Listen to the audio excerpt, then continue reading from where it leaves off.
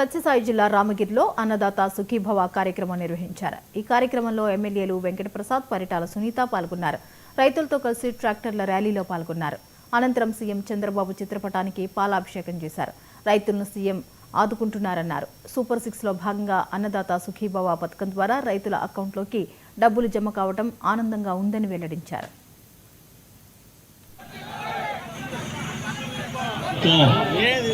ఎన్నికల సందర్భంగా ఇచ్చినటువంటి సూపర్ 6లో భాగంగా అన్నదాత సుఖీభవ అనే నినాదం కింద ఒక పథకాన్ని రూపకల్పన చేసి ఆ పథకం ద్వారా ఏదైతే ఎన్నికల్లో హామీ ఇచ్చున్నారో 20,000 రూపాయలు కేంద్ర ప్రభుత్వ నిధులతో కల్పిస్తామని చెప్పినటువంటి మాట కట్టుబడి మొదటి విడతగా 2,000 రూపాయల కేంద్ర ఆర్థిక సహాయం, తెలుగు రాష్ట్ర ప్రభుత్వం తరఫున 5,000 రూపాయల ఆర్థిక సహాయాన్ని అందించి రైతాంగాన్ని భాగస్వామ్యులు చేసి రైతాంగానికి నమ్మకాన్ని కల్పించినటువంటి కార్యక్రమానికి మద్దతుగా కదిరి ప్రాంత ప్రజలు ఈ రోజున చేస్తున్నటువంటి ర్యాలీకి హాజరైనటువంటి కూటమి ప్రభుత్వంలో భాగస్వాములైనటువంటి పెద్దలు, గౌరవనీయులు, మాజీ శాసనసభ్యులు, బీజేపీ నాయకులు పార్థసారథి గారికి, అదేవిధంగా వేదిక మీద ఉన్నటువంటి నాతోటి తెలుగుదేశం పార్టీ నాయకులకు, వేదిక ముందున్నటువంటి తెలుగుదేశం పార్టీ కుటుంబ సభ్యులకు,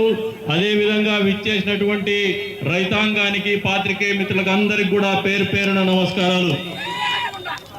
అన్నదాత సుఖీభవ ఇది ఒక పేరు కాదు, ఒక నినాదం కాదు, ఒక పథకంగా మాత్రమే కాదు. చంద్రబాబు నాయుడు గారి మనసులో రైతాంగం పట్ల ఉన్నటువంటి ప్రేమ, అంకిత భావం, ఒక భావోద్వేగం.